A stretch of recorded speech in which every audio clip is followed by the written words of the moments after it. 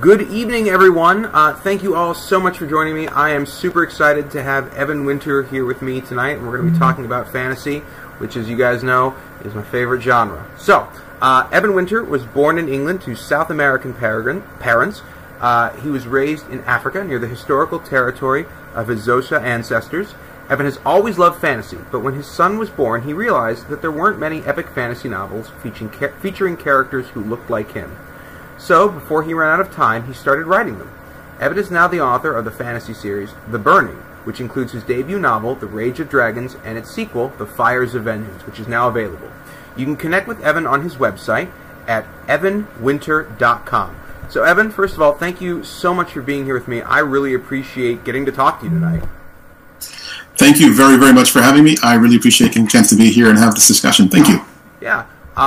So, for everyone listening at home, if it sounds like I am fumbling my words more than usual, it is because I adore this book. In fact, I have it right here with me. I have my lovely little hardcover. Oh, my sound is good. That's good. That is Sarah letting me know that I didn't mute my mic this time, so that's a plus. But I'm a huge, huge fan of this book. So, to start off with, Evan, for anybody who may not have read it or may not know what they're tuning in for, can you give us the elevator pitch for your book? I can definitely try. The current sort of elevator pitch that is used by Orbit is Game of Thrones meets Gladiator.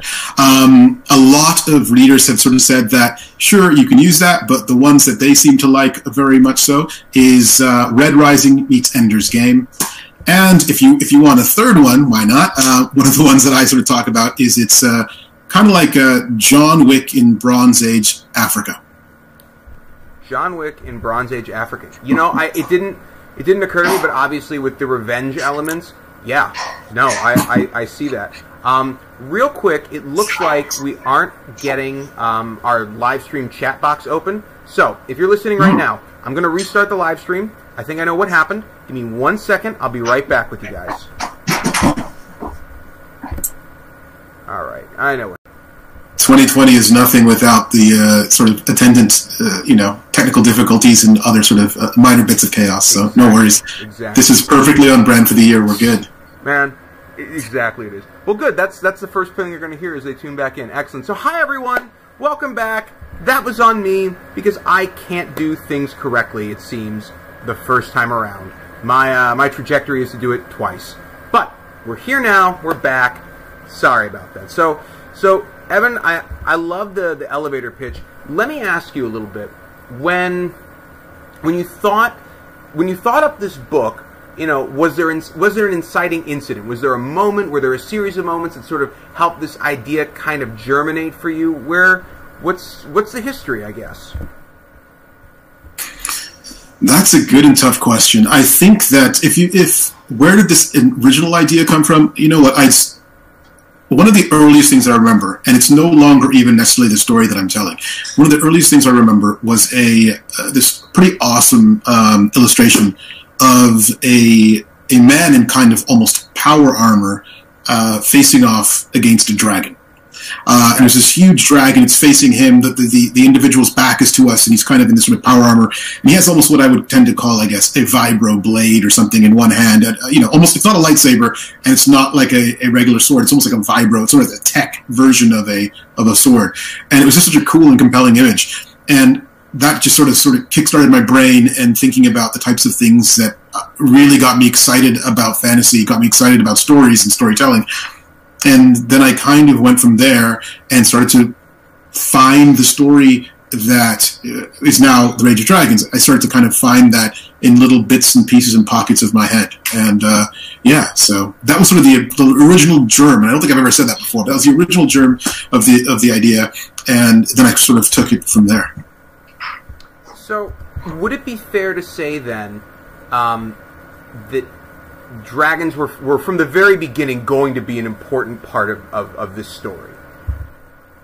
That is completely fair to say. I just, there is something so compelling, so awesomely powerful and fearsome about just the idea and sort of even the look of a dragon. And I knew that the story was going to have dragons. That just felt like, before anything else, I knew that. and then came the ideas about the type of part the dragons would play. And again, because in the Rage of Dragons, it's not like there's dragons on every page or even every 10th or 20th page. That's not what it is. But when they show up, they have a massive impact on where things are going and how things play out. And that just felt right to me in terms of how I view dragons, I think, generally speaking, and also in terms of the type of story I wanted to tell, because I wanted it to be about the people. I wanted it to be a very, very human story, a very sort of society-based story. But then there was that aspect of dragons and some other things that happened in the book that were important for me to include, because they helped me ask and explore the questions about the human condition that I was interested, I should say, in exploring. So let me ask you then, because we're talking about characters. Let's talk about the characters, I guess, for a second. One of the relationships, and again, like I said to you before the show, and like everyone who's watched these knows with me, I try to keep this spoiler light. It's the best I can do. But I want to talk about probably one of my favorite relationships in the book, and it isn't super prevalent, but it felt very impactful to me. Tao and Jabari. Watching friendships and how they change over time, and yet how the core of the friendship can stay more or less the same, was really beautiful. Can you talk a little bit about how they kind of came together, I guess, for you in creating them? Yeah, I think that what was really important there was just understanding the different dynamics that friendship can have and take, and then exploring it through the nature of the society, which is very sort of caste-based and hierarchical, and trying to understand what does friendship mean when one of the parties in that relationship has a significant amount of both perceived and potentially actual power over the other party. Can you have can it be a true and decent and moral friendship, or do those different dynamics start to damage and erode, sort of eat away at the core of what a friendship is meant to be? Sure. And so that was part of it, definitely. And yeah, I think I just wanted to take a look at these two people and see what happens when events outside of their control sort of shove them face first into the fact that they have lived very different lives. So let me ask you then, do you think, and it's probably a bigger question, but I think it's a good one. Do you think that it's possible for friendships, true friendships, to exist between people who aren't, whether it's right or wrong, whether it's because of the society they live in, but they're not truly equals in many ways, or at least in the eyes of their society? Is it possible to have a true friendship without recognizing that inequality, or by recognizing it, does it mean that you really can't be friends at that point? Yeah, that's a great question. I think that for me, what's really important in a lot of this is my writing, I guess, is maybe almost a form of therapy for myself, because I like to ask the questions and explore them through the narrative, but I don't often think I come to actual answers. So to that question, there's lots of examples I think that we could find through history and even through the present, where we see that people who have very different sort of lived experiences and circumstances do maintain a friendship, and maybe a friendship that they would call extremely close. And I'm not sure, what sort of lies underneath that. I don't know whether. I don't know how close you can get when there are sort of major disparities in the way that both the world views the two people in that relationship, and also the way that those two people in the relationship view one another. And so that's why it's so interesting for me to ask that question and to explore it through narrative, because then I think that by the end of the series, I'll have a better understanding of what I think about that. I don't know that I'll ever come to an answer, but I think that through exploring it and sort of all the interplay with dialogue and sort of plot and where these two people go and how they interact, I'll understand more clearly what I think, but I don't think I'll have an answer. So, shifting gears but staying in the same lane when it comes to the relationships between these characters, Tao and Zuri. I really enjoy a romance that feels authentic to the characters. And these are young people, and their romance is at times kind of bumbling, and I guess I'm an adult. I'm 31. As an adult, looking at it and reading this and going, "Oh, you poor kids! Oh my God, no! I understand what you're doing. Just wait a second." You felt very honest to me. So how did you write that? How do you put yourself in that mindset to be able to write that way? Thank you, first of all, for saying that it worked for you. I think that, like anything else, so much of this job, so much of any sort of creative work is subjective. And it's going to depend on what a person brings to the material, as well as what the material is itself. And so something that feels completely honest and true to one person, maybe even based on the things that they have gone through in their own lives, will feel completely false in one note to somebody else. So the answer to the question that you're asking is, what do I do to try and make that feel real? Is I do my very best to make what's on the page real to me. I do my best to make it honest to me. And that's, I try to do that from fight scene to romance scenes to everything else, just to sort of even character interaction. My goal is always to finish the draft and go back, and when I'm reading through and doing my revising and editing passes, to sort of excise anything that doesn't ring true. And again, this is not true in some objective sense. It always has to be true in a subjective sense. I'm one person with one set of experiences and one sort of worldview. But I try to make each moment ring true to me. And if I can do that for a little character moment and a whole scene or a whole chapter, and then hopefully the whole book, I'll have something that I very much will enjoy and will feel as if it is exploring something that has some value, at least to me. And then my biggest hope is always that either the publisher, if it's traditionally published, or me if I'm self-publishing, my biggest hope is that then we can go out and find readers who might feel the same way about the material. Because you definitely can find readers who, no matter how well you think you're doing the job, just won't connect, because it doesn't ring true to them, because it's not true to their lived experience. Sure. It's not true to their reality, their worldview. It's not true to, any sort of myriad of characteristics that they bring to that material. So instead of trying to write for somebody that I can't know, I very much try to write for myself. So the romance in the book, the way that the two characters you're speaking about behave in the book rings true to me, and then hopefully it'll ring true to enough of the readers who pick up the book that they can enjoy it as well. I think so. I think we've all been that age and had all of these feelings that we want to express, but not really super known well how to do that. Robert in the live chat here commented, I definitely didn't have a clue about women at that age. Yeah, I think that's a very universal thing on both sides. I don't think men and women really have a clue about each other at that age. It's a time of sort of figuring those things out. And then one of the other relationships that I felt was very important was that between Tao and his father. And again, I'm trying not to be spoilery about it. There's a lot of emotion there. As a father yourself, how did writing? You said that your writing is sort of a self-therapy thing. Did that play into it at all in sort of crafting their relationship? Without a doubt. I think that so much of what's happening in the story is, again, my attempt to better understand the world and my movement through it. So the relationship between Tao and his father is not necessary. It's not meant to be, nor is it modeled after my relationship with my son or my relationship with my own father. But it almost cannot help but be drawn somewhat from my understanding of what those relationships are, based on the relationships that I have with my son and that I had with my father. So yeah, I think that you're totally right. That is what's happening there.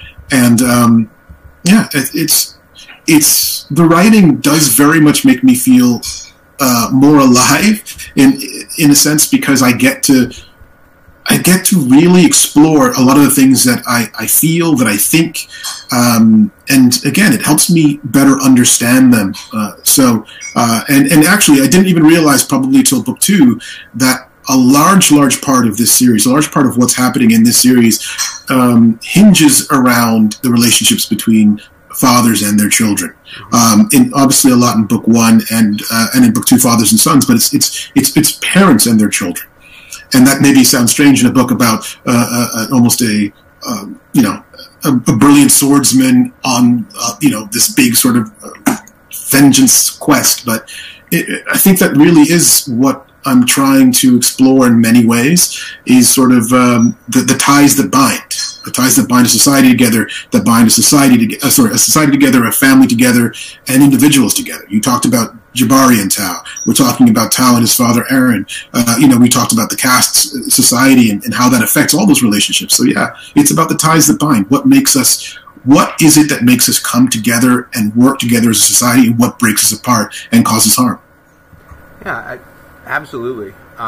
We have another comment in our live chat. This is from Jaded Reader. They say, "I'm reading Fires of Vengeance now, and it's amazing. I'm 200 pages in and just want Tao to take a nap."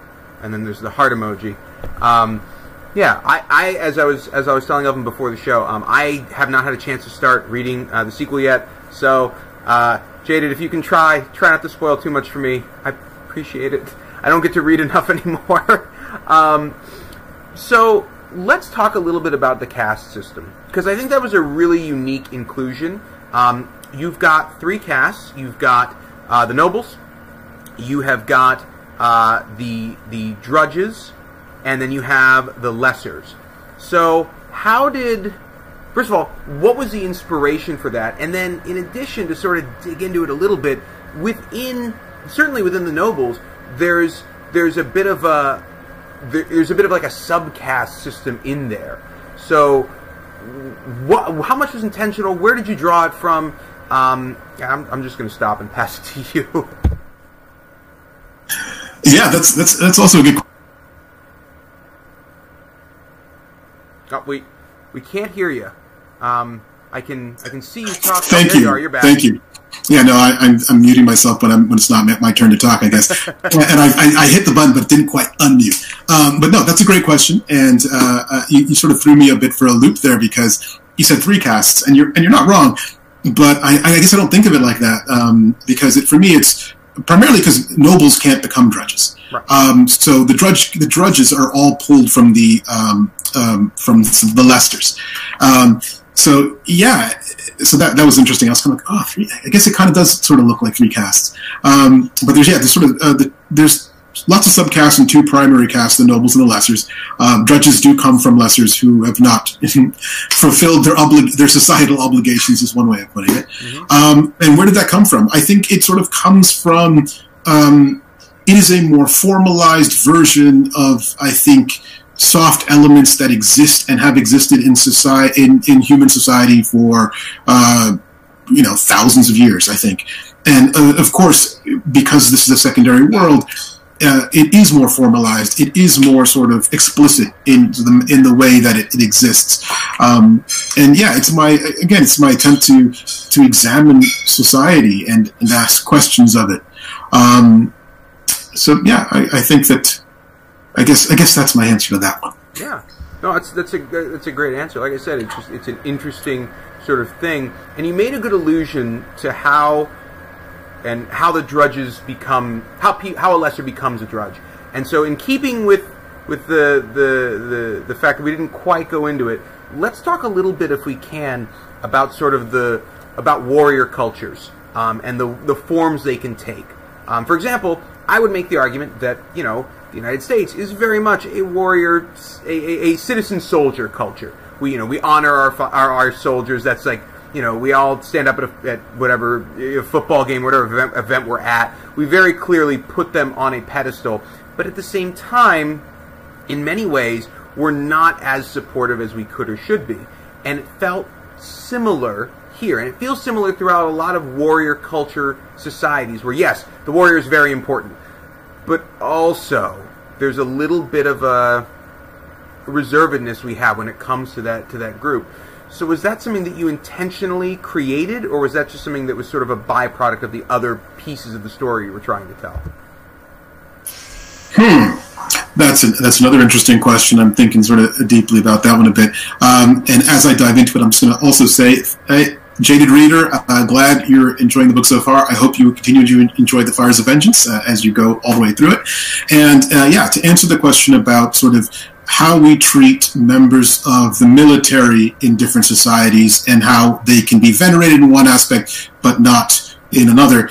I'm going to speak primarily about the book right now, and I'm going to say that the trick about it in the Inomehi culture is that they are a very or we should say they have become a very warlike society, perhaps out of necessity. You could make that argument, but the underpinnings of their society are such that they do not treat all members of their society as having equal humanity. Mm-hmm. So although they venerate and very much value those who fight, some of those who fight and their lives are not considered to be nearly as valuable as others. And so consequently, the loss of those lives is not looked at as being so great a tragedy as the loss of other lives.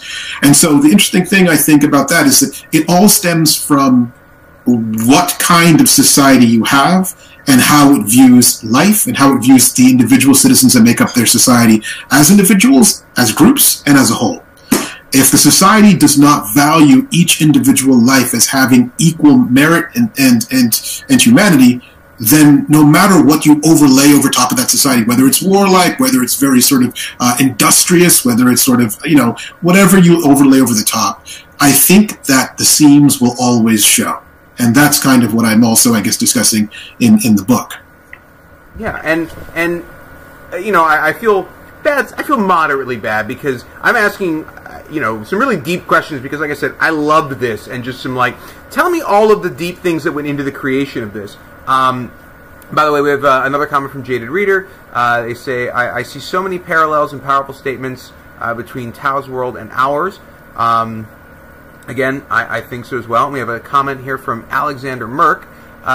Jayed is one of the most interesting characters to me. Oh, it's a question too. I should read them fully before I start reading them out loud.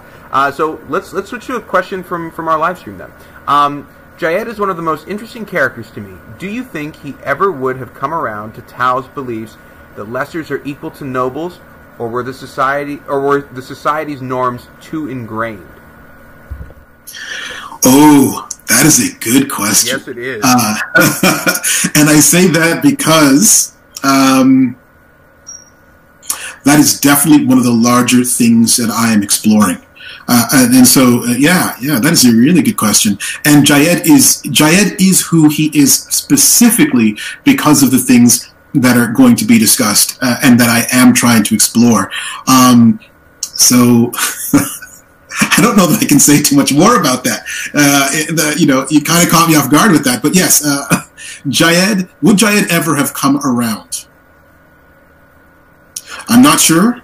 I think that it would have required so much evidence for him to change his perspective on things because the funny thing about people seems to be that once we have our mind set on something, it is very, very difficult to dissuade us or present other evidence that actually moves us from where we already were. I find that if someone's already set in their ways or has a point of view on something, even if you present evidence that very much seems to push them away from that. I'll start over. That very much seems as if it would push them away from that point of view. What often happens is they resist the evidence, they question its veracity, they perhaps move the point of argument to a slightly different point so that the evidence can't attack that new point quite as directly.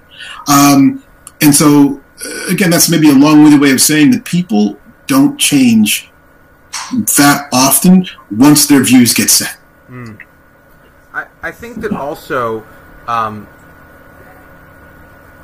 we don't. It goes. I think it maybe even sort of goes beyond. We don't want to. I think that there are times that we can acknowledge that maybe our point of view is wrong, but acknowledging that and realizing that we have done wrong things is scary, and so we almost double down. It's almost like the more evidence you bring to someone and go, no, really, this is an objective reality. This is a thing. The more people just continue to bet down on no, this is the right stance, and I think Jayed is sort of a good character example of that because there's a lot of spoilers in the book. I'm gonna stop talking about it.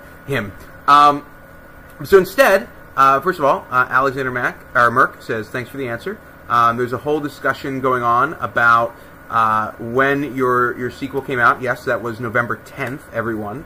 So if you haven't gotten a chance to get it and you want it, you can. And I'll shamelessly plug at the end here. My next question is this, a little bit of a world-building question. So you've put us in the perspective. Our main characters are Omehi. You've put us in their perspective, and yet the history they're not. There's a really good argument to be made that they're not really the heroes here. They arrived on Zeta, and there were people living there already, the Hedeni, and they moved them out. Is going to be the nicest way I can put that.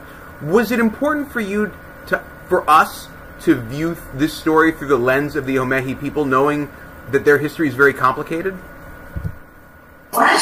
Yeah, I think so. I think that it was interesting to me to explore, to sort of move through the story myself, because it did feel complicated to me. It did feel messy. It did feel like the people that, so often who you sort of root for, who you value, is simply largely depends on where you're standing.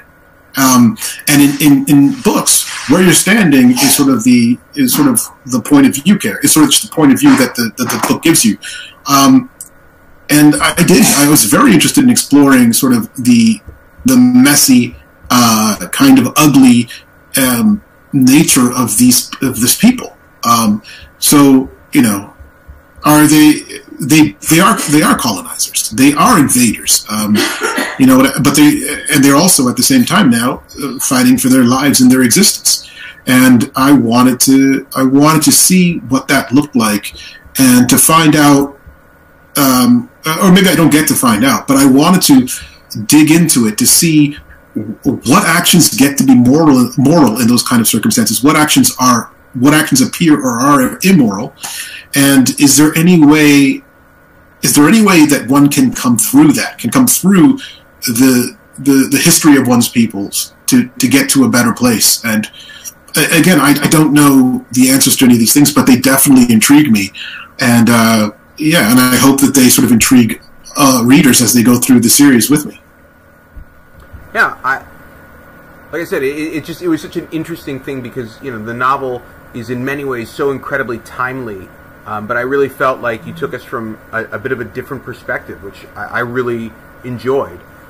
We've got a couple questions here. I'm going to scroll up. Everyone, give me 1 second. All right, the audiobook isn't coming out till December. Yeah. So we do have a question from Daniel Dower.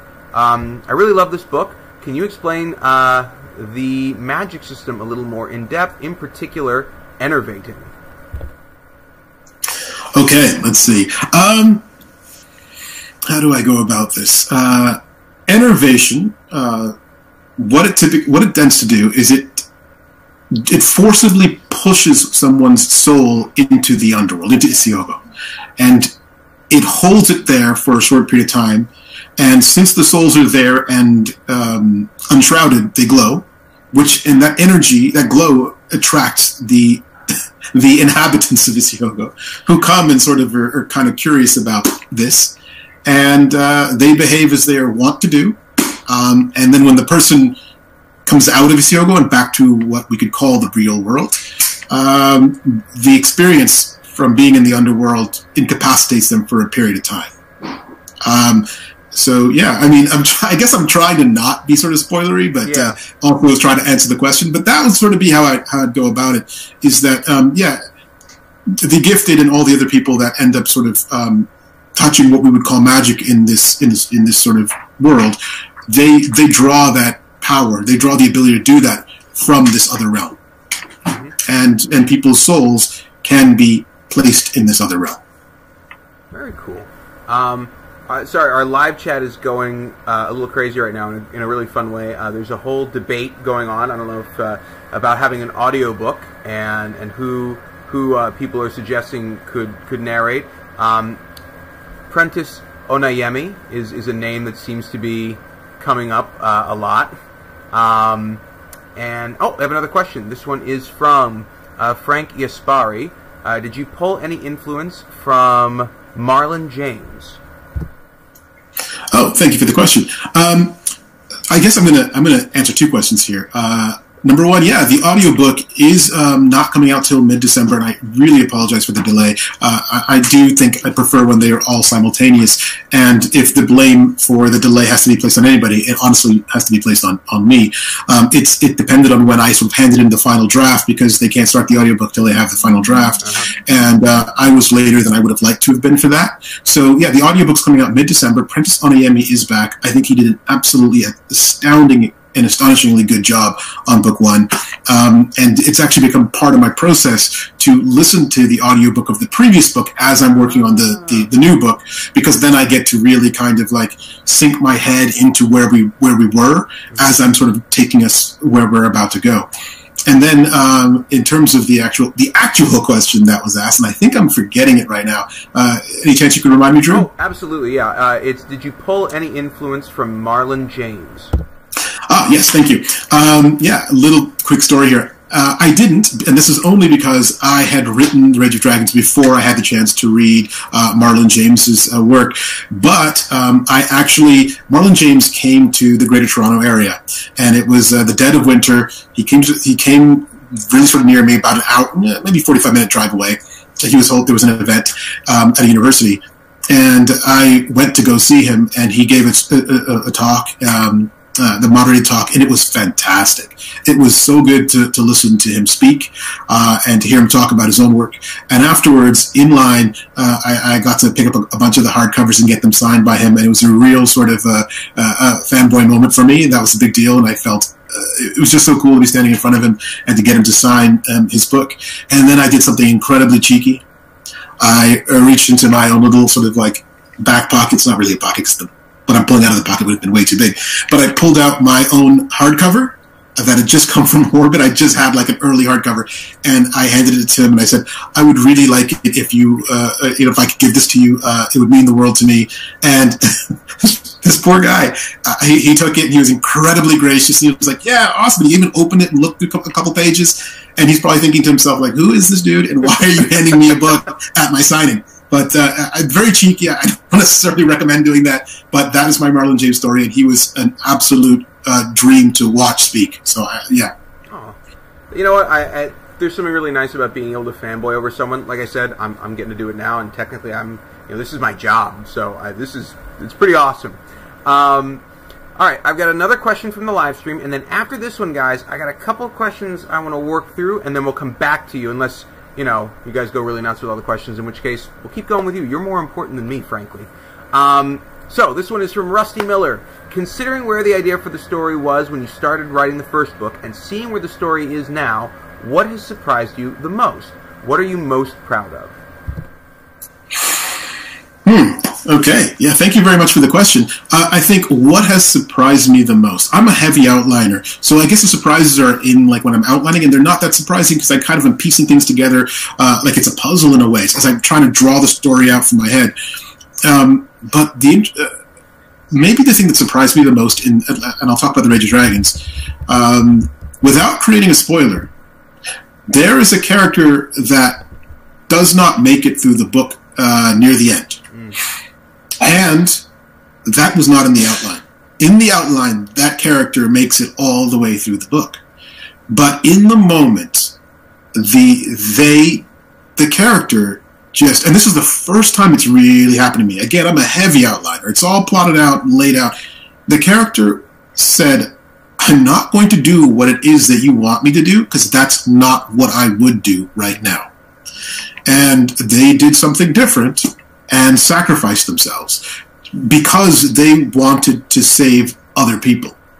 And that was not what I expected. And so from that point, and it was a critical moment, because from that point on, what happens up to the very end of book one was sort of drew on the effect of that thing that I had not planned for.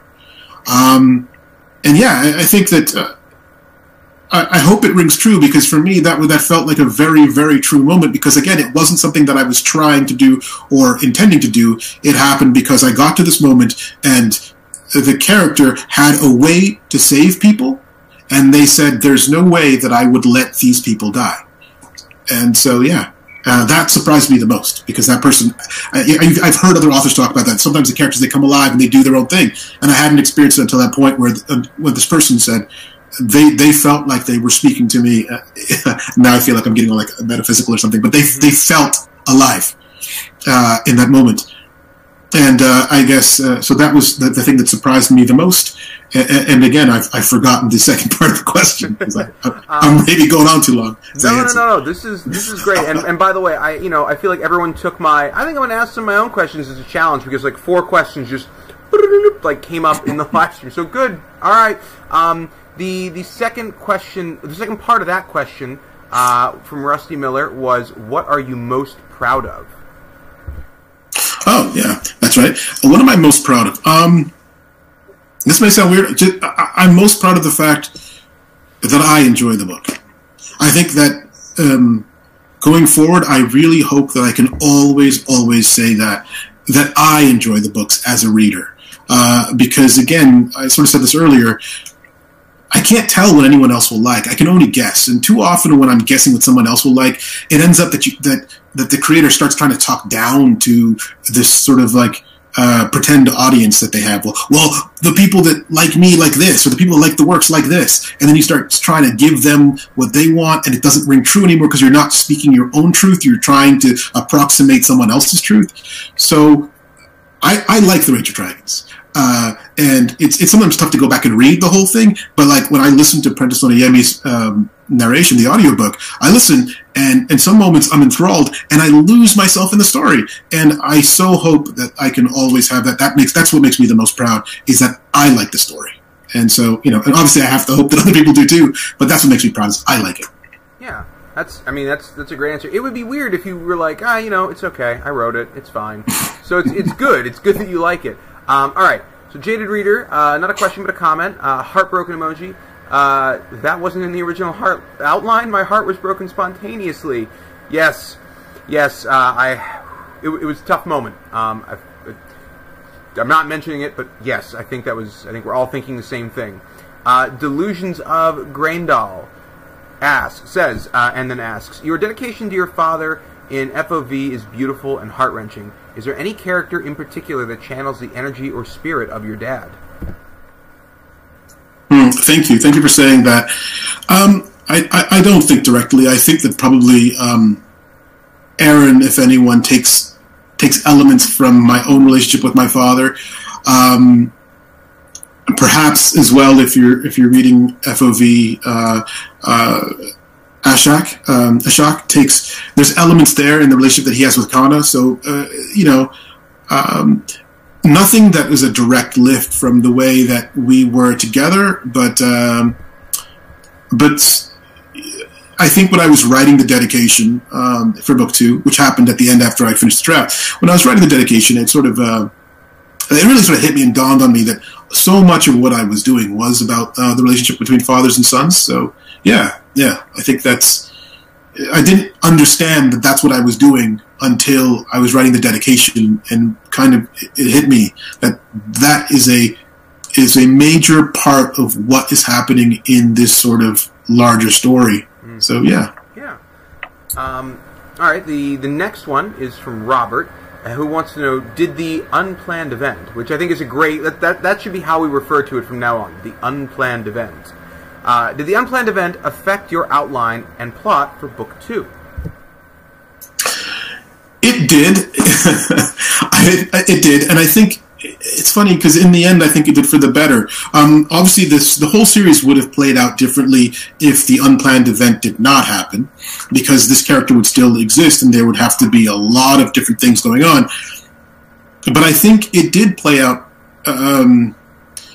I don't want to say for the better, because now I'm almost feeling like this person in the story. I feel like we've lost them, and I don't. That makes me very sad. But because they're no longer there, they're no longer with us in the story. A lot of the sort of events do play out differently, and I think it sort of allows me to ask so many of the questions that I am trying to ask in a better and more succinct way, in a way that means that there's less fluff or fill or sort of meandering about the point instead of ideally driving towards sort of the overall theme and point that's happening for all of these different characters trapped in this very sort of conflict-laden reality.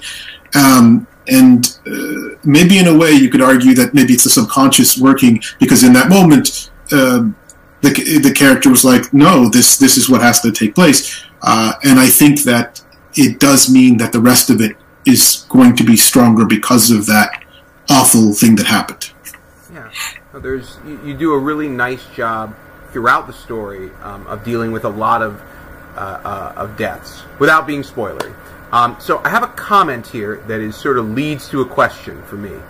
This comment is from Muhammad Isaac, and they want to say, thank you, Evan, for becoming an author. I came late to reading fantasy, so to read a book with characters that looked like me was a blessing. Keep being you.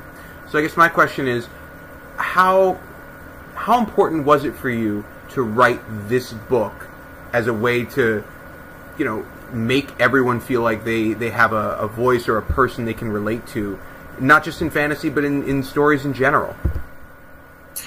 Yeah, I mean, and first of all, let me just say thank you so much for the extremely kind words. They mean the absolute world to me. And yeah, that is why I wrote the book the way I wrote it.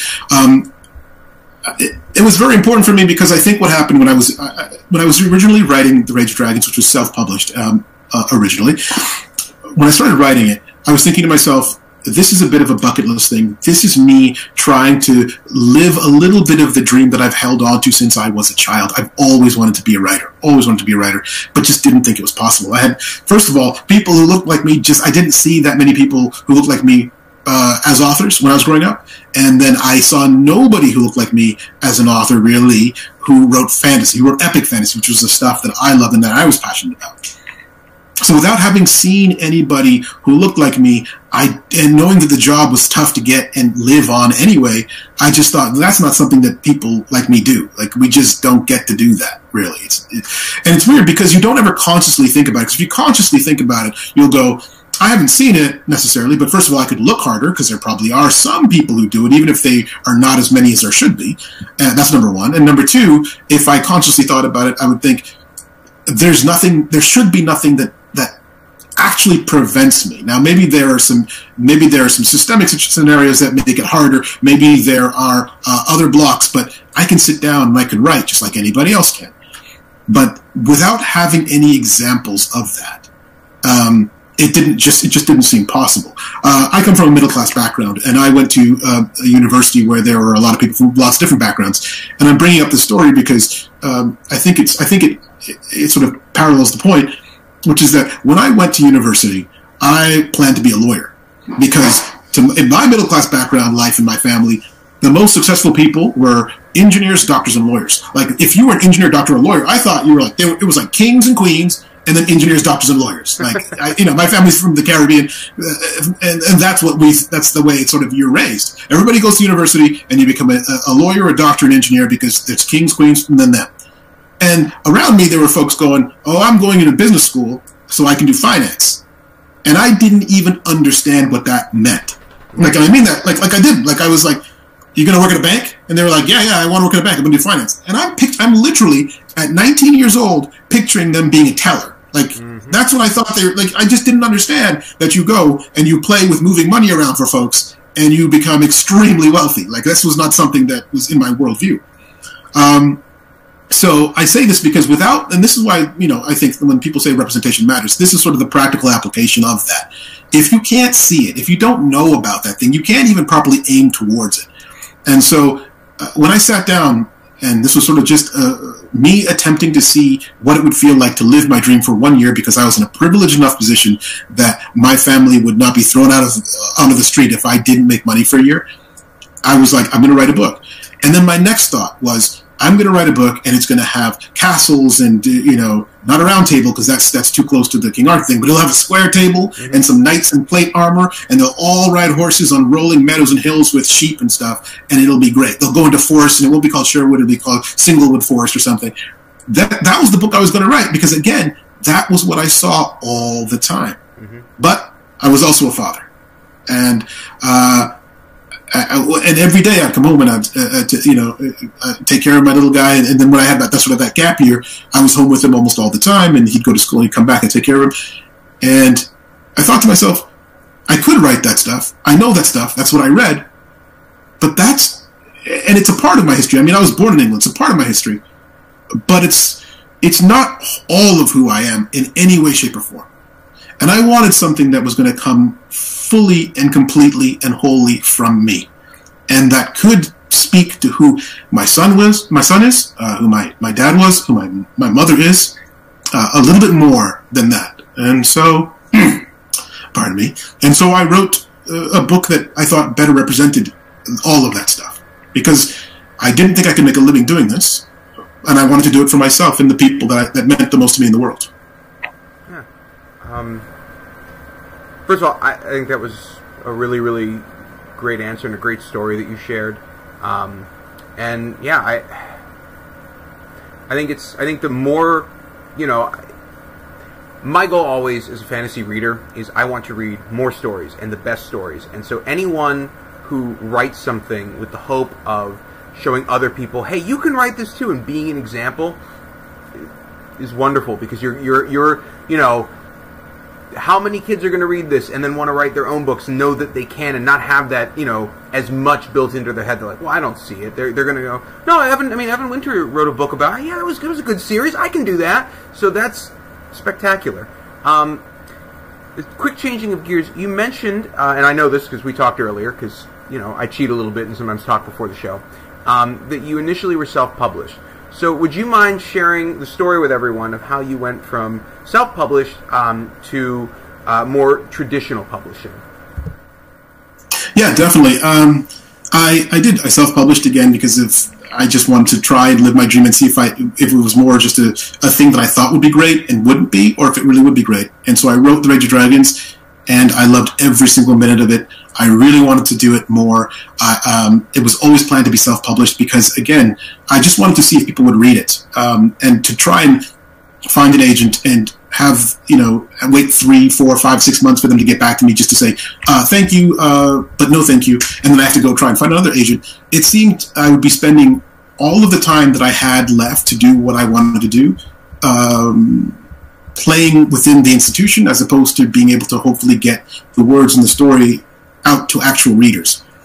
So I self-published so I could go right to the readers. And, it wasn't that important to me if there would be a lot of readers or not. I just wanted somebody to read the story besides my mom and me. And that was great. I loved that my mom read it. My mom didn't. She's not a fantasy reader at all. But she read the whole book and actually was the original line editor for the book and helped me do that.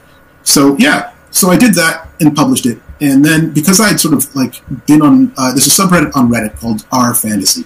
And because I'd been sort of a lurker on that subreddit, because they talk about fantasy, introduced me to a bunch of new books and authors that I just hadn't really been paying attention to, or just hadn't been aware enough of the fantasy sort of landscape to know about.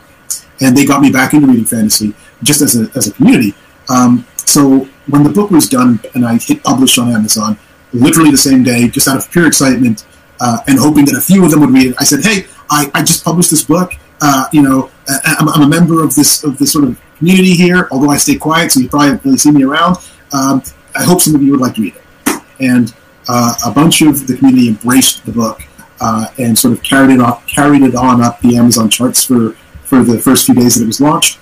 And literally, I don't know, a couple months later, I got I can't even tell if it must have been an email, I think, and it was from a senior editor from Orbit Books. And her name is Brit Veed, and she emailed and said, hey, I read the book, really enjoyed it, would love to speak with you, can you set up a time?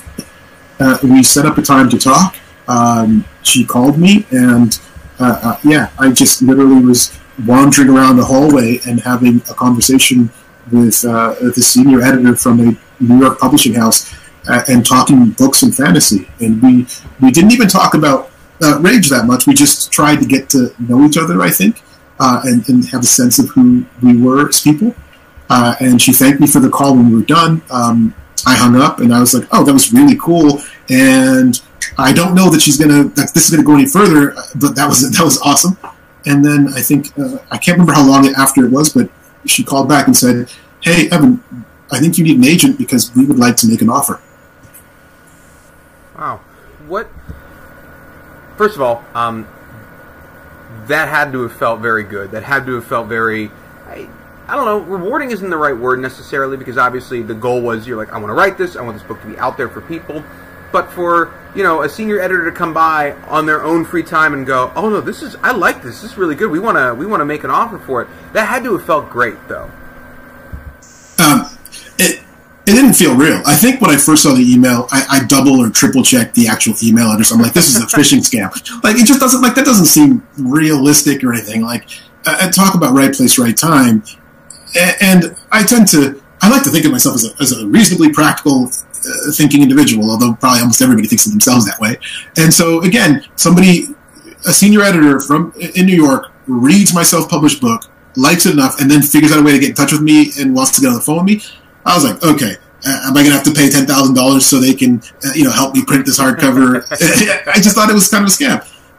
So for a bit, I almost was like, I'm going to just, hit, like, what's it called? Send to spam or something and not even answer this. But I'm very glad I did, obviously. And even when we were going through the process of trying to sign contracts and everything, I still had a big concern. I was just worried that signing with a corporation, signing with a big company, might mean a lot of expected changes to the book. Might mean that they want to push the story that I'm telling in a certain direction. And obviously, the rationale for doing so will sound super reasonable. They'll just tell me, oh no, there's a bigger market here, and if we do this with it, it'll be able to sell more. And trust us, we're going to make it better. And that was my thinking. None of that happened. I was allowed to write the story that I wanted to write. There was almost no interference. All of my conversations with Brie were her trying to make the story I was already telling stronger and better. And again, that was a big fear of mine, and it was a huge fear when I was waiting for her first edit letter to come back. I sat there waiting and thinking, is this editor going to try and make me take out all the things that mean something to me from this book? And none of that happened. I don't know how common this is for most writers, but every single note that she had, and I kid you not, I said this, I had a chance to go and meet her in person in New York, and some of the other members of the team, and I got to say this to Orbit's publisher. It was incredible to me because every single note she had made sense to me and pointed out a weakness that I could feel was in the manuscript. And so I feel very fortunate that I get to work with Brie. She definitely made the book a stronger book, and it never ever felt through book 1 or book 2 as if I was being interfered with. It felt as if I was being helped to go where I already wanted to go. Yeah, well, again, I'm not a writer, but I would imagine that's got to be the goal of every writer and editor working together. Is that you are the person who has built the ship. And their job is to come by and go, if you use this instead of this, it might do this more if that's your goal. And you go, oh, that is my goal, yeah. And then you work together to build that. So my next question is, walk us through, what does a day in your life as a writer look like? It sounds like you're definitely more of a plotter than you are sort of a by the seat of your pants writer. So is there a schedule? Do you go, okay, 8 o'clock in the morning, I'm up, and I make breakfast, and then I'm sitting and I'm writing? Is it more organic than that? What's the process? I am still very much a work in progress. So as much as I wish it was an every day I wake up and the alarm goes off at 8, coffee in hand, sit down, start doing this, that is so not what happens. When I'm fully in the groove, I still end up sitting there for like half an hour, just working my way into a groove. To get myself going. But when I'm actually firing on all cylinders, there still is that sort of half-hour warm-up phase where I'm in front of the computer, I'm looking over the notes, I'm messing about with some of the other stuff that's maybe I've written the previous day. And then when I get going, what actually happens is I'm reviewing probably 2 pages, the last 2 pages, as an edit. And I'm not even really trying to edit, because I'm still drafting the manuscript at this stage that I'm talking about. What I'm doing is I'm just getting myself fully back into the world of the story. And then I get to those 2 pages of editing. That probably takes me about half an hour, 45 minutes. And then I hit blank screen, But I have my notes because I'm an outliner, and I find those so comforting because I then get to go, okay, I'm in the world, I hit blank screen, I have my notes, and now let's go. And then I'm writing. And I'm writing for probably about an hour and a half at a go until I just kind of burn out. Mm-hmm. And then I have to take a break. And the trickiest thing is that the break always tries to be for the rest of the day. So I have to fight that.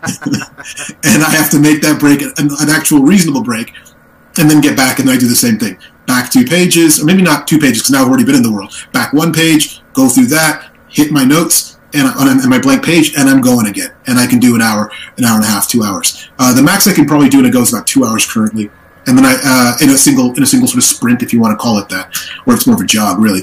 And I do probably about 4 or 5 hours, and by that point, I can start to feel that I am not writing in the way that I really would like to be because I think I'm just tired. It's a weird, for me at least, it feels like a very strange type of work because once I hit that 5 hour mark, like my brain just doesn't want it. It's not that I don't want to keep going. It's that I just cannot picture the world clearly enough anymore to translate it to the page. Mm-hmm. And so that's when I kind of have to stop and maybe move on to answering emails or doing whatever other work there is to do that's not as creative. Part of my goal as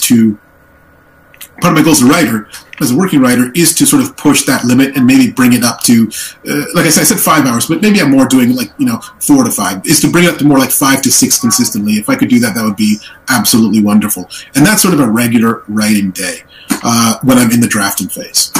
Okay. We've got a couple of questions from the live stream now, so I'll swap back over to our viewers. This one comes again from Jaded Reader. Jaded Reader says, how do you balance the sweetness of Tao, parentheses, yes, I think he's sweet, with his rage and anger? He seems so realistic in his temperament and emotions. Moments of kindness versus moments of ruthlessness. Yeah, thank you, Jaded Reader. I think that I do find that he can be relatively sweet. I think he's a person that I see as being obsessed. He is heavily obsessed, and that can be damaging because it's kind of like he lives with blinders on. If he happens to stare straight at something, he can see it more clearly, like if it's another person, and he behaves in a manner that is more reasonable. But if he's not quite looking at you, and he's looking at something else that he's trying to accomplish or do, then he can be more callous, definitely, because he's after something that other people would say, that's not quite worth what you're willing to risk for it.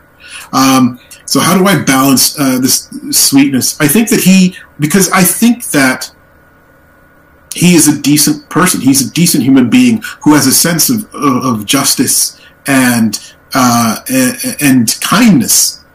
But it is just living in the society that he lives in, and having gone through everything that he's gone through, he struggles to hold on to his actual his actual base nature, because everything around him pushes him to be other things. And obviously, there's a large part of his personality type, bless you, there's a large part of his personality type that means that he's inclined to sort of become obsessed with something. In another world, he would probably be a chess champion. And everyone will think he's a jerk because he doesn't say hi. He forgets your birthday all the time. But when he sits down at the chess table, he sits down in front of the board and in front of the game, he murders that board game. Like, he murders chess, and opponents are so scared of him, you can't shake him out of the zone no matter what you do. He's that person. In another world, it would be chess. In another world, it would be day trading or finance, and he'd be sitting there in front of 3-4 screens doing that all day and night. But in the world he exists in, it manifests itself in this way. Yeah. So he is, in essence, he is the ultimate competitor in a lot of ways.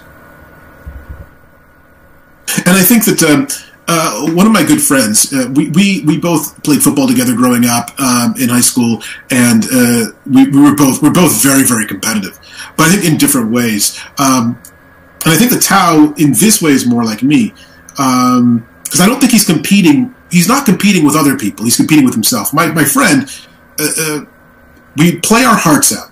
The game would end, and if we lost, he would be devastated for like hours or maybe into the night, go to bed, have a rough sleep, and wake up and still feel awful. I would play my heart out, the game would end and we would lose, and I would be like, I played my heart out. And next time I'm going to take the lessons I learned, I'm going to try and play harder. But I wouldn't take the loss and that energy of the loss that much off of the field. I don't know why, but I think that's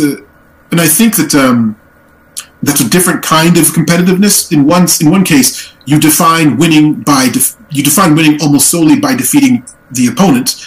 I don't think Tao defines it that way. He wants to defeat his opponents because he's trying to accomplish a goal, but he defines winning as being better than he was.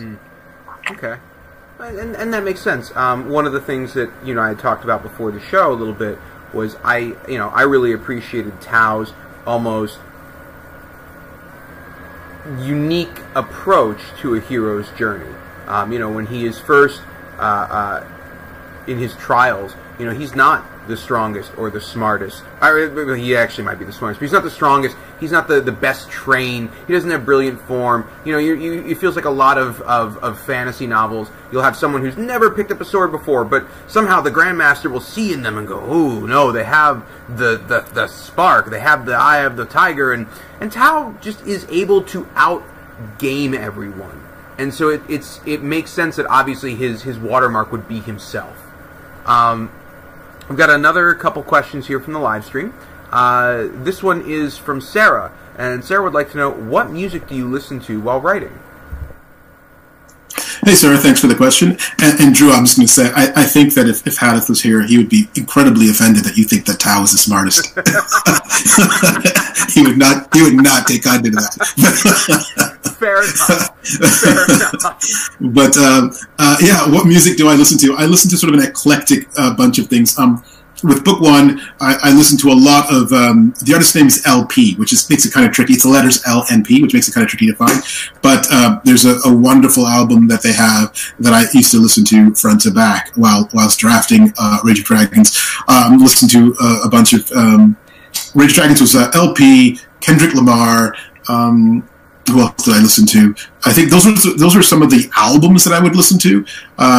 But then it's a super eclectic mix of things that sort of goes on. I'm trying to find almost like the soundtrack for book 3 right now. Mm-hmm. And again, it's not like I ever hold, because so much of music now is streaming. It's not like I necessarily know the bands and the albums. Like, I know who they are because I see the names, but it's not like I've got them organized in a sort of very specific order and way, and then I listen to it all like that all the time. It's more like I create general mixes. And I let them play, but it's mostly hip hop, pop. My son actually found chip. Is it chiptune? Is that the genre of music? Is it? Let me ask him. Is he there? Koa, what do you listen to? Chip what? Chiptune. Okay, there we go. Sorry about that. He listens to chiptune, which is like a genre of music that I'd never heard of, and it's kind of like basically. Super Mario Brothers soundtrack, the genre, is kind of what it seems like it is to me. Okay. But a lot of it is really good to write to because it's high energy and just like, I don't know, just really good sounds. So yeah, very cool. I definitely think that if nothing else, you should totally go create a Spotify, and this can be it'll be the Evan Winter Spotify playlist. This will be book 1. This will be book 2, book 3. And if nothing else, you've introduced us all to a new, or at least me, to a new genre of music. I don't want to presume for the people watching at home. Jaded Reader, by the way, thank you so much for that answer and the image of Tao as a chess nerd. Yeah. I've got another question. This one is from Muhammad. How much did your protagonist, Tao, change from conception or the first drafts all the way into the final draft? Yeah, no, that's a good question. And maybe it's a bit of a boring answer, but he didn't change much, and I think that's you can probably tell the kind of person that Tao is. That there's not that much you can do to make that particular individual change. So yeah, I think that the way that he came to me felt fairly fully formed, and that's the way he ended up. I think that can be troubling because he is so. In terms of a lot of the the sort of the craft books for writing, they talk about different kinds of arcs for the main characters, the main protagonists. There's the positive change arc, the negative change arc, and the flat change arc. So a positive change arc is sort of the standard sort of hero's journey stuff. Luke Skywalker, who becomes a Jedi sort of knight at the end, he goes from here and goes up to here. A negative change arc is The Great Gatsby, I guess, where things start maybe here and they kind of end up down there. And then a flat change arc is what you see with your James Bond character or your Batman character. The worlds they're in challenges their truth, but they start here and they end over here on a flat arc because the whole point of that character is that the world cannot change them because they actually, what they believe to be true is true, at least in the context of the story that they exist within.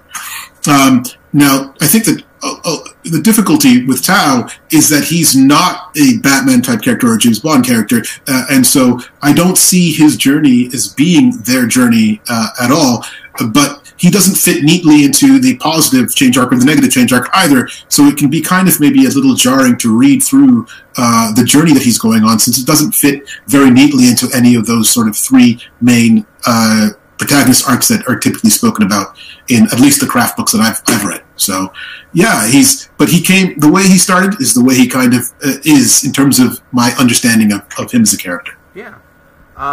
So this next, I've got a comment and then a question. This is from Booked and Busy. So, it's interesting how strategic Tao is in battle, but he admits he has no mind for warfare. I laughed so hard when he told Hadith that they would all be dead in a month if he was Grand General.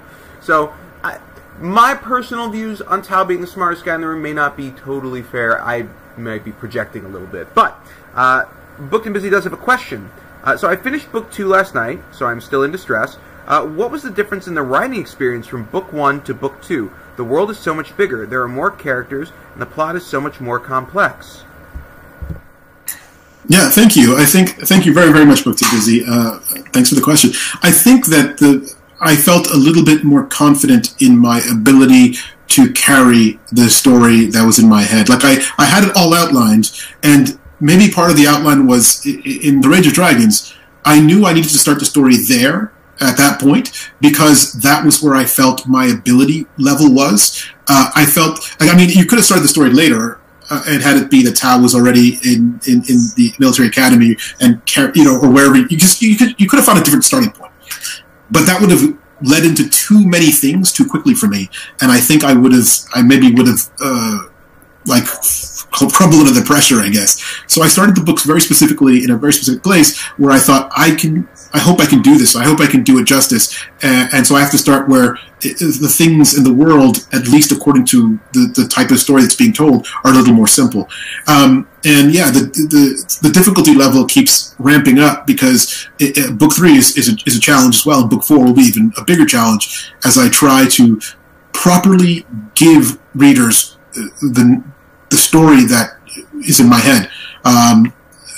So I hope that I can sort of, I hope that I can live up to doing the translating work from head to page. So yeah, that's kind of why I did that, and why it does get more complex in Fires of Vengeance, is because the natural sort of movement of the story is going to be like that.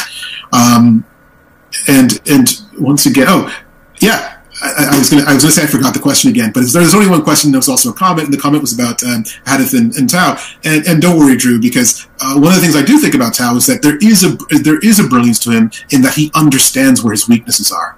And one of the biggest flaws I think that we find in leadership is when leaders either think they have to do it all themselves and they do not give their team members enough responsibility to sort of get the job done. That's a big flaw I think that you find. Or when they don't take any leadership at all, and they leave everything to people who maybe aren't privy to the overarching sort of strategy. So Tao is definitely intelligent enough to know that he can lean on other people to shore up his own weaknesses, and he finds people he can trust and relies on them. Yeah, there's all different kinds of intelligence, I guess, is probably is probably a good way to put it, So let me ask you, you put in my head the idea of Tao as a chess master. I think not just mine, it sounds like. If Tao hadn't been driven by vengeance, in his world, what kind of life could he have had, or was this going to be his destiny kind of no matter what?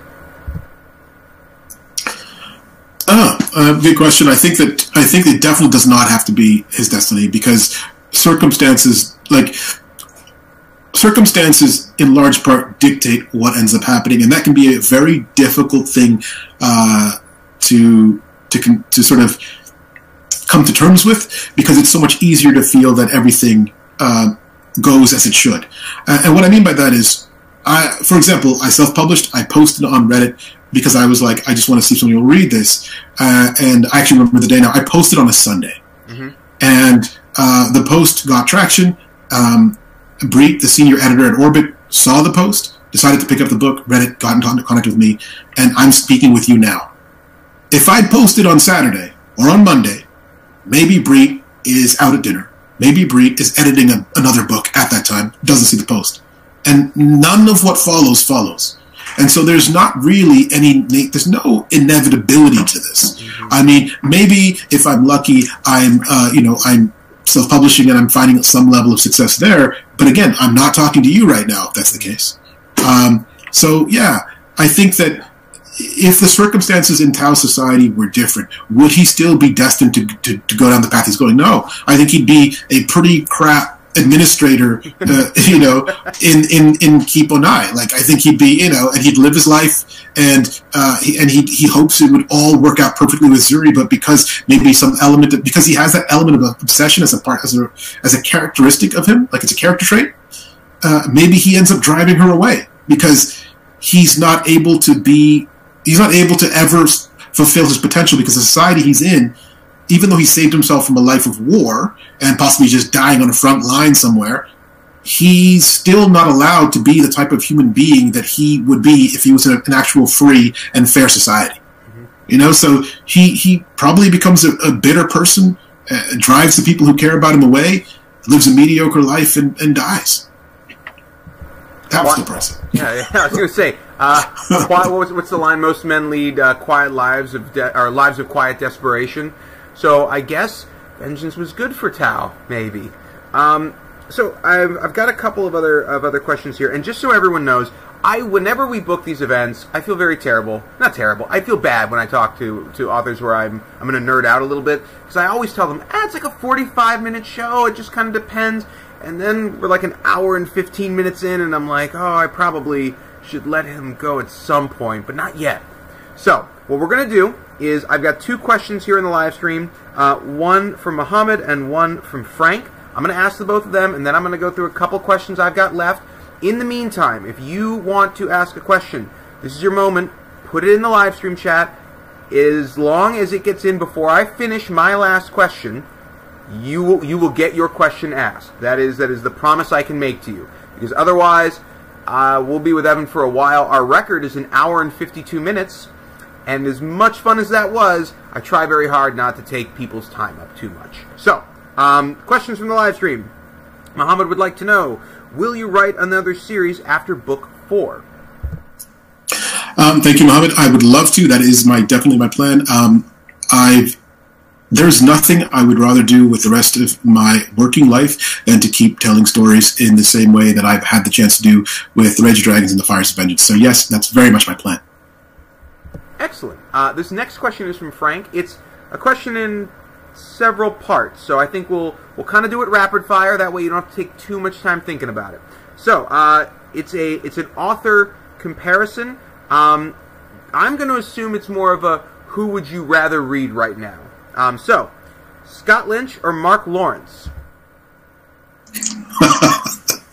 That's a tough one. I don't think I could do that because I'm not going to pick between authors, but I will say that I have read both. I have very much enjoyed both, and the world that Scott Lynch creates in Gentlemen Bastards is beautiful, and it holds this weird kind of density in my head because I can see the world he's creating, and so that's an amazing thing that he's done.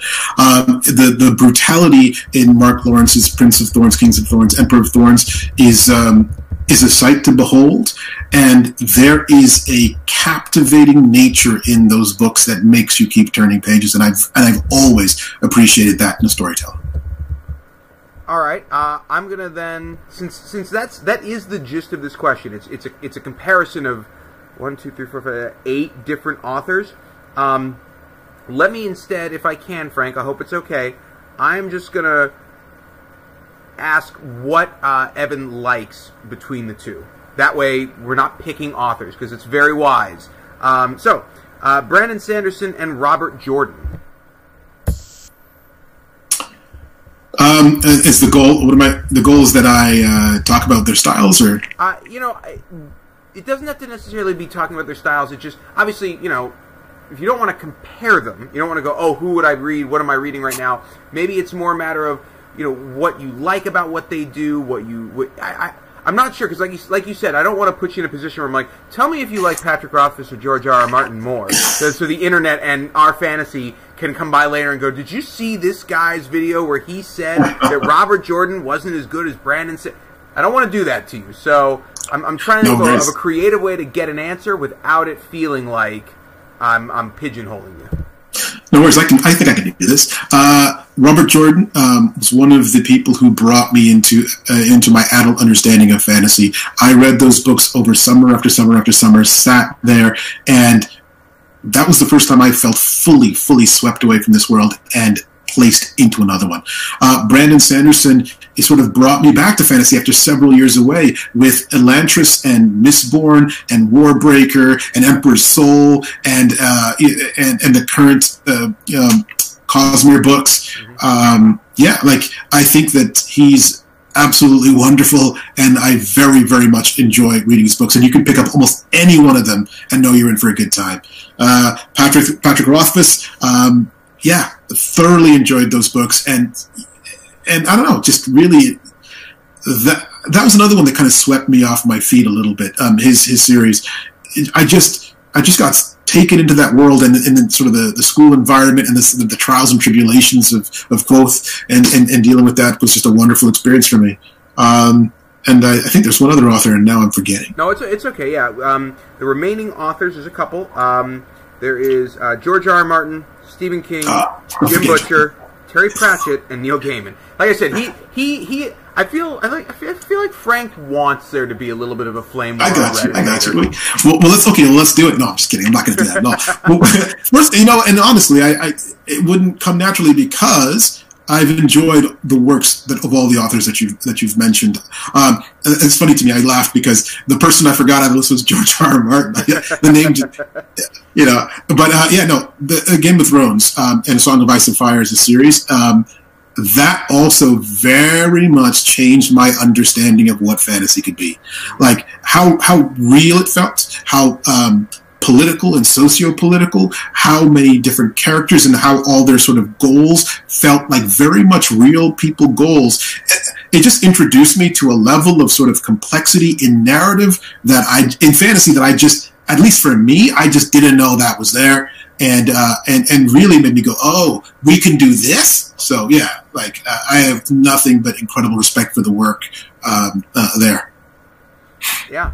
And by the way, Frank says, no worries, these answers are good. I should have known an author wouldn't choose between others. Yeah, there's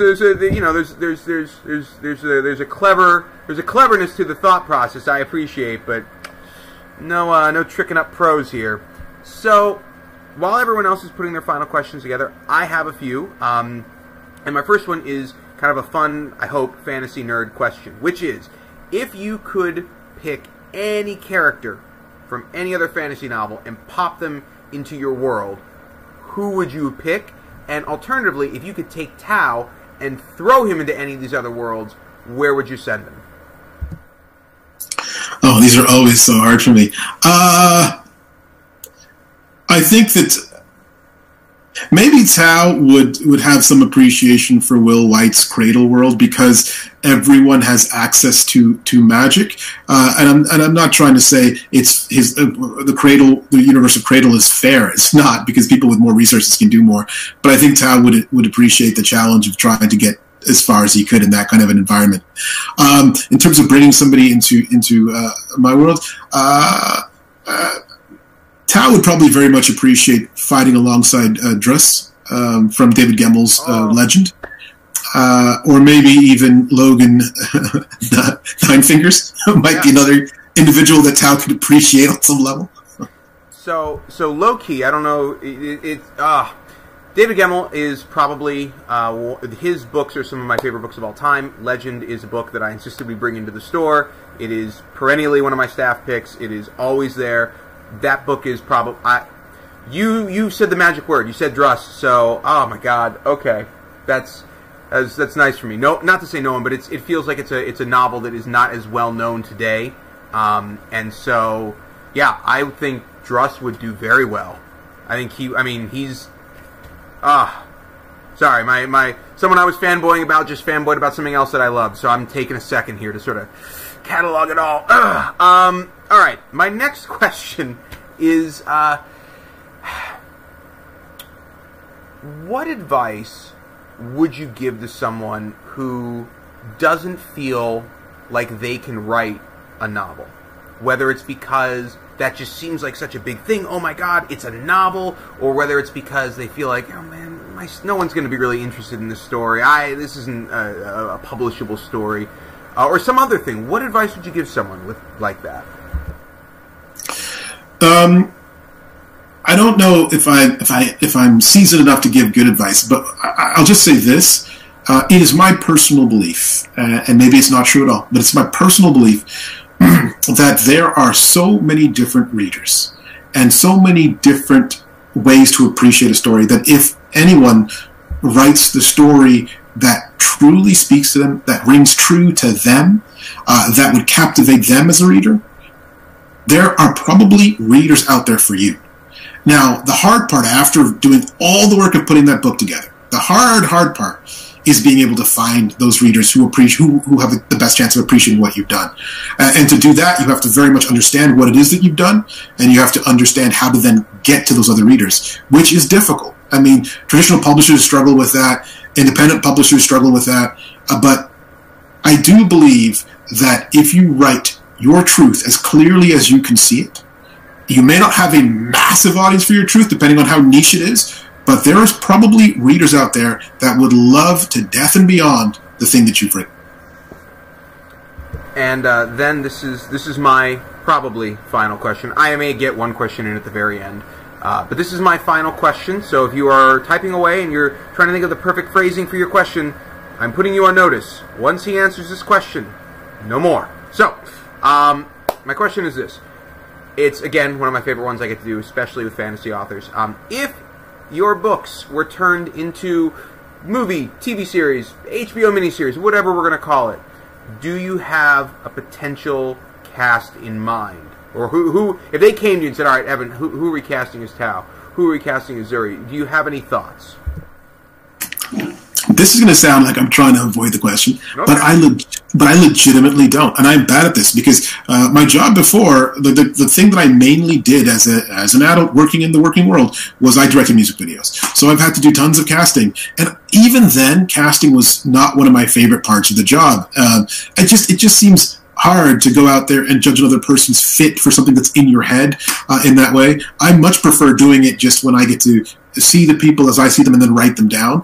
And so, no, I honestly do not have a cast in mind for this, but it's very, very fun to see people propose a cast, and that's always super cool to me. And it's also super surprising because a lot of the time someone will say something and I'll go, yeah, that would totally work, and I get very kind of excited about it in that way. But no, I've never cast the book myself. I know that some writers also will cast actors in their heads, like sort of their in-canon head actors for the thing, and that helps them sort of create the characters and understand how they would behave because they can picture that actor doing it. But I don't do that either. Okay. So for someone, claiming you're not very seasoned, you have sidestepped the two tricky questions quite well, I think. So, all right.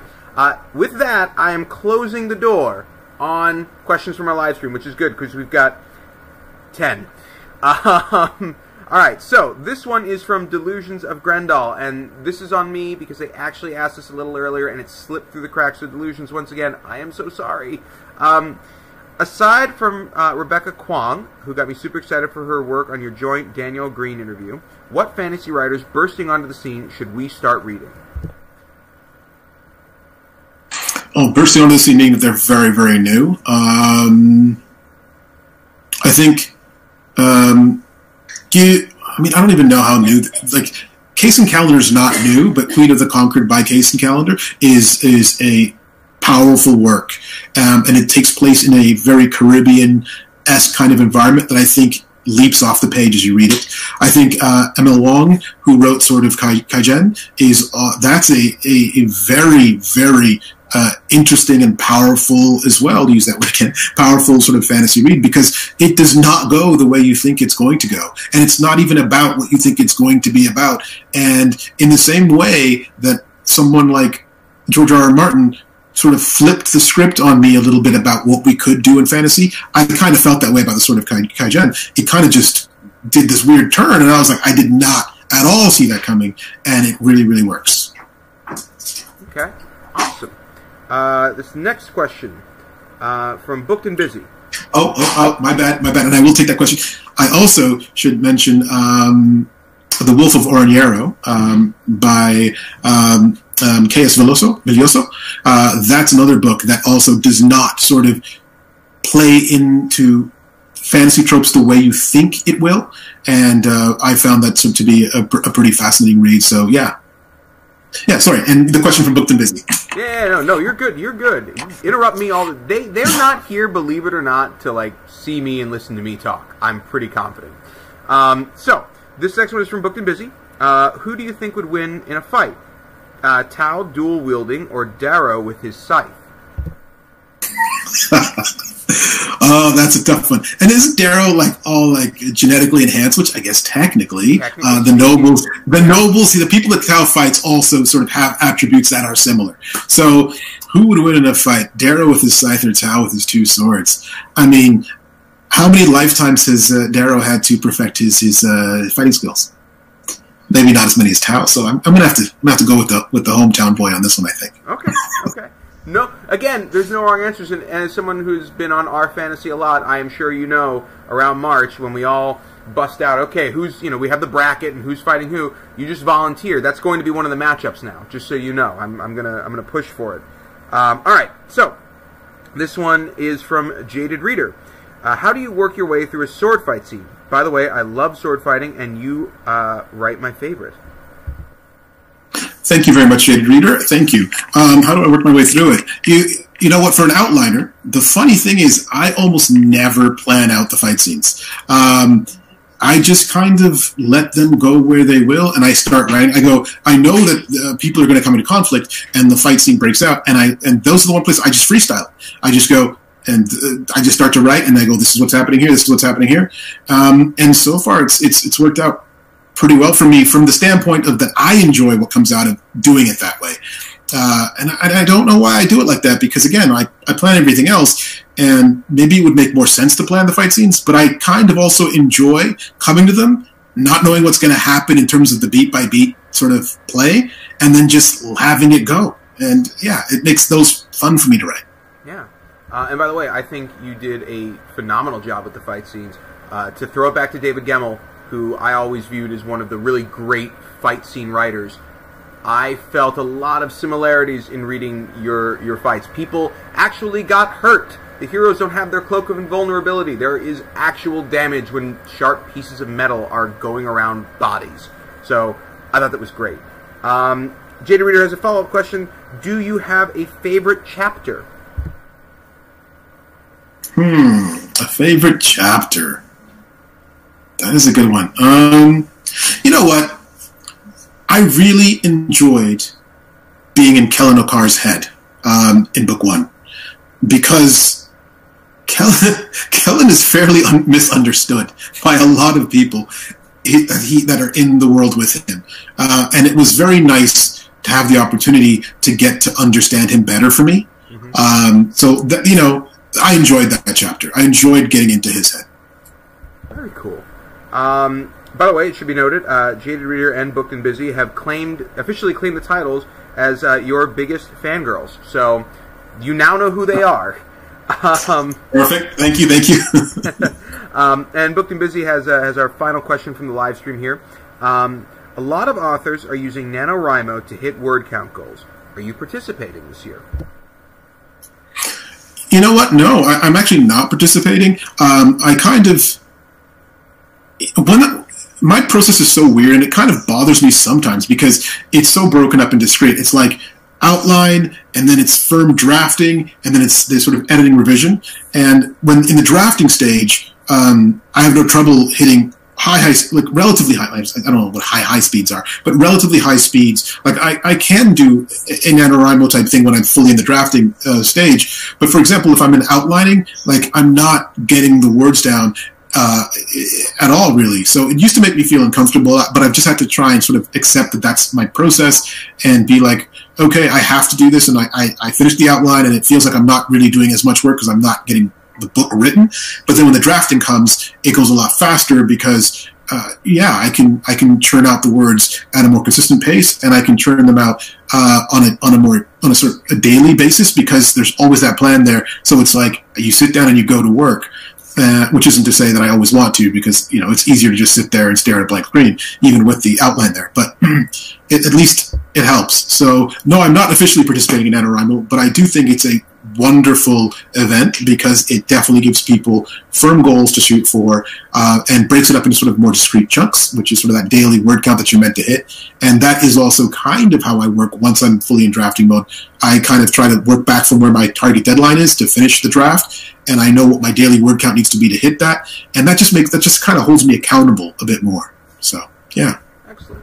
Yeah, NaNoWriMo is something that I am a constant NaNoWriMo failure. I've never succeeded. I occasionally will go, oh no, this year I'm really going to try, and invariably that is when the world decides November's not your time, buddy, and just begins to pile it on. But I think it's always impressive when people do that, are able to do it. Without much further ado, now, real quick, I'm going to shift into the part of the show that is a shameless plug, I know. But if this all sounded like fun to you, and you want to read The Rage of Dragons, or Fires of Vengeance, which we also have in the store, you can get your copies at Town Book Center, which is located in Collegeville, Pennsylvania. Or if you're not in Collegeville, or in Pennsylvania, or if you're not traveling and going out right now, I get it, and you still want to support a local bookstore, or you think I seem kind of funny, or you like this Evan guy, which is also cool, I guess, you can still get the book from us at townbc.com. That's T-O-W, N as in Nike, E as in Echo, B as in Bravo, C as in Charlie.com. So, Evan, I wanted to thank you so much for doing this with us tonight. This was a lot of fun for me. I hope it wasn't too chaotic. Normally, I promise, I don't bounce around this much, but I was having a lot of fun, and, your answers kept spurring me on. You mentioned David Gemmell. I mean, I had a lot of fun doing this. So, thank you so much for agreeing to be here, and I'll kick it to you to sort of send us off, I guess. Yeah, thank you. Thank you very much, Drew, for having me, and for everybody being here and watching this. I really, really appreciate that. And Drew, you have book plates, right? Signed book plates? Yes, yes we do. Yes, we do. Thank you for reminding me. Oh, no worries. I only mentioned it because I've been getting a lot of questions online about being able to get some sort of signed book or signed book plate. How far do you ship? This sounds very much like a little ad picture. How far do you ship? We will ship anywhere. No, jokes aside, we do ship to the lower 48. We will also ship to Canada. I will ship to Mexico. If you want us to ship internationally, please be patient with us while we figure out how to best do that safely. I will tell you also right now, because we've experienced this, shipping to the UK and to Europe in general is a little tricky right now. But bear with us. Email us, customer service at townbc.com. There's an E at the end of that town, and we will figure it out. Excellent. No, I really appreciate that because I have been getting that question a lot, and I need to be able to give people an answer. So I do have an answer now, and I will start to let people know. Thank you. Yeah. And with that, everyone, thanks for coming in tonight, and have a great rest of your week. Enjoy your weekend and be safe. Thank you for being here, everybody. Thank you.